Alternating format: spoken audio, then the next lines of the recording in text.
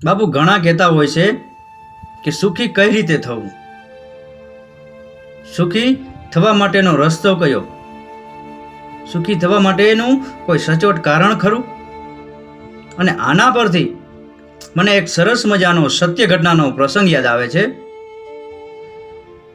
એક મોટા શહેરની અંદર ખૂબ જ મોટા અને સર્જન ડૉક્ટર હતા, અને એ ડૉક્ટર જેટલા પણ ઓપરેશનો કર્યા છે એ તમામે તમામ ઓપરેશન સફળ રહ્યા છે. અને એ ડૉક્ટર પાસે જેટલા પણ દર્દીઓ આવતા એ બધા દર્દીઓ સાજા થઈ અને રાજી ખુશી પોતાને ઘેર ગયા છે. અને કહેવાય છે એવું કે ડૉક્ટર જ્યારે ઓપરેશન કરવા જતા ત્યારે દર્દીને એક ફોર્મ આપતા અને કહેતા કે કદાચ જો તમે બચી જાઓ તો તમારી બાકી રહેલી જિંદગી તમે કઈ રીતે જીવશો. અને દર્દી એ ફોર્મમાં બાકી રહેલી જિંદગી કઈ રીતે જીવી એ વિશે લખતા. તો ઘણા દર્દીઓએ તો એવું લખ્યું કે જો હું બચી જઈશ તો મારી બાકી જિંદગી હું દીકરા અને વહુ ભેગા સુખેથી રહીશ, હું મારા પોતરા અને પૌત્રીઓને ખૂબ જ પ્રેમ કરી અને રમાડીશ. તો બીજા એક દર્દીએ એવું પણ લખ્યું કે હું પરિવારને મારો તમામ અને પૂરતો સમય આપીશ, હું ક્યારે પણ પરિવાર સાથે ઝઘડીશ નહીં, એમની સાથે સંપી અને રહીશ. તો ઘણા દર્દીઓએ એવું પણ લખ્યું કે અમે જો સાજા થઈ જશું તો અમારી બાકી રહેલી જિંદગીમાં અમે જેટલા પણ ગુનાહ કર્યા છે અને જે કોઈ પણ લોકો સાથે અમે ઝઘડો કર્યો છે તેમની સાથે જઈ અને વેરભાવ ભૂલી અને એમની ક્ષમા માંગી અને એમને મિત્ર તરીકેનો દરજ્જો આપશું.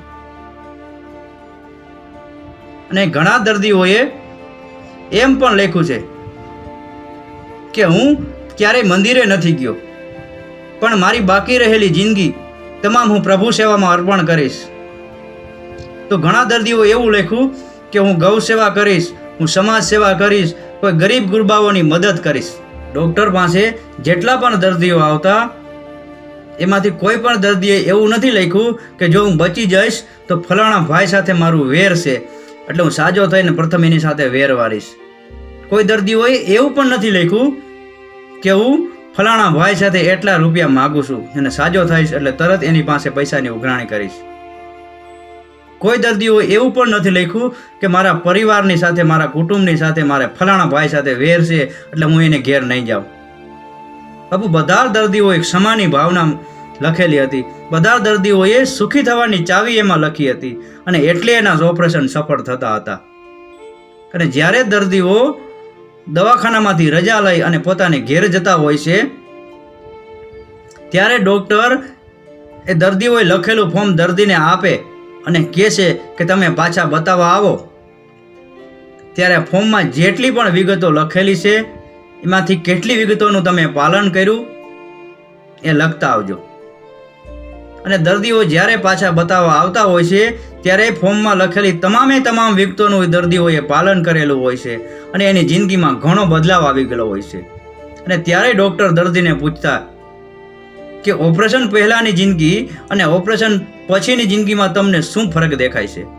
અને ત્યારે દર્દીઓ કહેતા કે ઓપરેશન પહેલાંની જિંદગી ખૂબ જ કંટાળાજનક હતી, ખૂબ જ દુઃખદાયક હતી, ખૂબ જ અસંતોષી જિંદગી હતી, પણ ઓપરેશન પછીની જિંદગી અમને ખૂબ જ સુખરૂપ લાગે છે, અમને આ જિંદગી જીવવા જેવી લાગે છે, અમને આ જિંદગી હૃદયને ટાઢક આપે છે. ડૉક્ટર ત્યારે દર્દીઓને કહેતા કે ઓપરેશન પહેલાં તમને આવી જિંદગી જીવતા કોણ રોકતું હતું? અને ત્યારે દર્દીઓ રોઈ પડતા અને કહેતા કે અમારી જીવનરૂપી નૈયાને મજદારમાંથી કિનારે લાવનાર કોઈ વિચારવાદી વ્યક્તિ ત્યારે અમને નહોતા મળ્યા. અમારે સમાજમાં કઈ રીતે વર્તવું, કઈ રીતે રહેવું એ સમજાવનાર કોઈ આદર્શવાદી વ્યક્તિ ત્યારે અમને નહોતા મળ્યા. અમારે સગા સંબંધીઓમાં, પરિવાર કુટુંબમાં અને આડોશ પાડોશમાં કેવા વ્યવહાર રાખવા એ સમજાવનાર કોઈ સદગુરુ ત્યારે અમને નહોતા મળ્યા.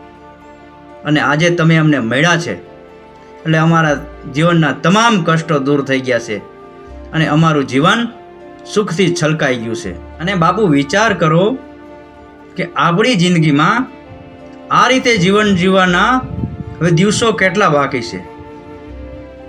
બસ આ રીતે આપણે જીવન જીવવાનું શરૂ કરી દેશું ત્યારે આપણે સુખી થવાનો રસ્તો મળી જશે, ત્યારે આપણે સુખી થવાનું સચોટ કારણ મળી જશે અને ત્યારે જ આપણે ખરા અર્થમાં સુખી કહેવાશું. બસ આ જ છે આપણે સુખી થવાનું મુખ્ય કારણ. આપનો દિવસ શુભ રહે. મહાદેવ હર.